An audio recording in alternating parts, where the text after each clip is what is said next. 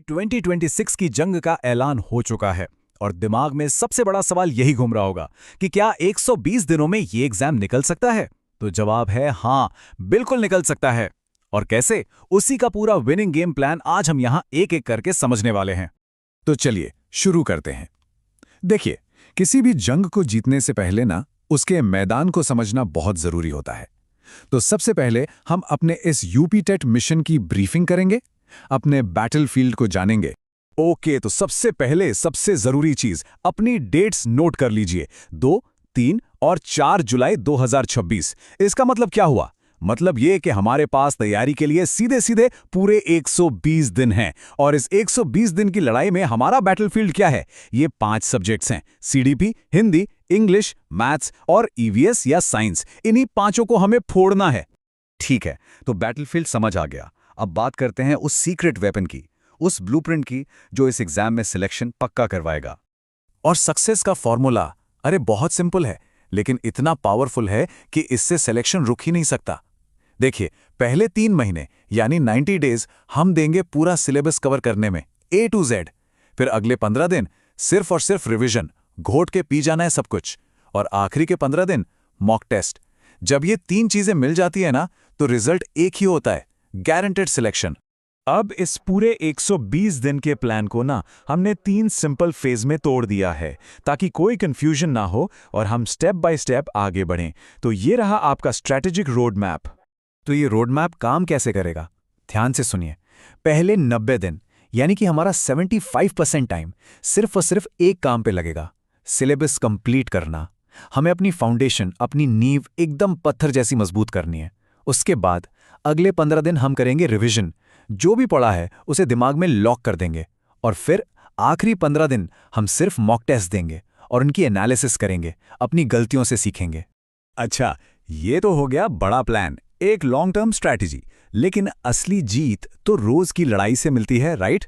तो अब देखते हैं कि हमारा डेली रूटीन, हमारी डेली ग्राइंड कैसी होनी चाहिए। रोज ईमानदारी से 6 से 7 घंटे की पढ़ाई करनी ही पड़ेगी। कमिटमेंट तो लगेगा। अब टाइम कैसे बांटना है? देखिए, सबसे ज्यादा 1.5 घंटा हम देंगे सीडीपी को। उसके बाद 1-1 घंटा हिंदी, इंग्लिश, मैथ्स और ईवीएस को।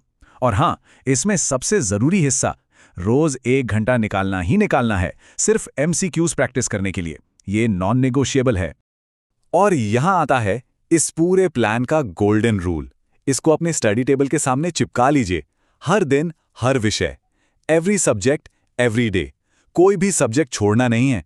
ये नहीं कि आज मैथ्स किया तो कल हिंदी, नहीं, रोज सारे सब्जेक्ट्स।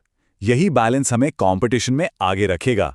चलो अब बात करते हैं उन 5 गोल्डन रूल्स की जो एक सीरियस कैंडिडेट और एक टॉपर के बीच का फर्क पैदा करते हैं। ये हैं हमारे rules of engagement. Rule number 1, pedagogy को स्ट्रांग रखो। इसे हल्के में मत लेना। क्यों? क्योंकि यह सिर्फ एक सब्जेक्ट नहीं है, ये वो फाउंडेशन है जिस पर बाकी सारे सब्जेक्ट्स की अंडरस्टैंडिंग टिकती है। अगर पेडागोजी स्ट्रांग है तो हर सेक्शन के सवाल आसान लगेंगे। दूसरा रूल, और ये बहुत जरूरी है, PYQ यानी पिछले साल के क्वेश्चन पेपर्स को कम से कम 3 बार सॉल्व करना है। इससे क्या होगा? एग्जाम का पैटर्न दिमाग में छप जाएगा, पता चल जाएगा कि किस तरह के सवाल आते हैं और रियल एग्जाम का प्रेशर झेलने की आदत पड़ जाएगी। तीसरा नियम, शॉर्ट नोट्स बनाओ। देखिए, जब हम पढ़ते हैं ना तब सब समझ आता है, लेकिन रिवीजन के टाइम वही खुद के हाथ से बनाए हुए शॉर्ट नोट्स सबसे बड़े दोस्त साबित होंगे। इनसे फटाफट रिवीजन होता है। चौथा रूल, डेली प्रैक्टिस मैंडेटरी है। मतलब रोज प्रैक्टिस करनी ही है। सक्सेस ना डिसिप्लिन और कंसिस्टेंसी से ही मिलती है। भले ही थोड़ी देर करो, लेकिन रोज करो। इससे एक रिदम बन जाता है, एक मोमेंटम बन जाता है, और इसमें कोई कॉम्प्रोमाइज नहीं चलेगा। और 5वां golden rule, analysis is critical. सिर्फ मॉक टेस्ट दे देना काफी नहीं है, असली काम तो टेस्ट के बाद शुरू होता है। अपनी हर गलती को एनालाइज करना। ये सवाल गलत क्यों हुआ, मैंने यहां क्या सोचा था, यही एनालिसिस नंबर बढ़ाएगा। तो स्ट्रैटेजी पता चल गई, रूल्स भी समझ लिए, लेकिन अब उन कॉमन मिस्टेक्स की बात करते हैं जो सारी मेहनत पर पानी फेर सकती हैं। ये वो ट्रैप्स हैं, वो जाल हैं जिनसे हमें बचकर निकलना है। इन 4 गलतियों से बिल्कुल दूर रहना। पहली, आखिरी महीने में सिलेबस शुरू करना। ये तो सीधे सीधे फेलियर को इन्विटेशन देना है। दूसरी, मॉक टेस्ट से डरना। अगर मॉक टेस्ट नहीं दोगे तो सीधा फाइनल मैच खेलने जा रहे हो बिना प्रैक्टिस के। तीसरी, पेडागॉजी को इग्नोर करना। ये वही बात हुई कि बिल्डिंग बना रहे हो पर नींव कच्ची रख दी। और चौथी, सबसे बड़ी गलती, रिवीजन स्किप करना। इसका मतलब है कि जो भी मेहनत की उसे खुद ही भूल जाना। और आखिर में सारी बात इस एक सिंपल इक्वेशन पर आ जाती है। 120 दिन की सॉलिड मेहनत प्लस रिजल्ट वाला वो एक दिन is equal to lifetime respect और सक्सेस। सोचिए इसके बारे में, 120 दिन की मेहनत और जिंदगी भर का सुकून, यही है असली गोल। तो सिलेक्शन की शुरुआत कल से नहीं, परसों से नहीं, आज से, अभी से होती है। सवाल बस एक है, आर यू रेडी? क्या आप तैयार हैं सफर के लिए?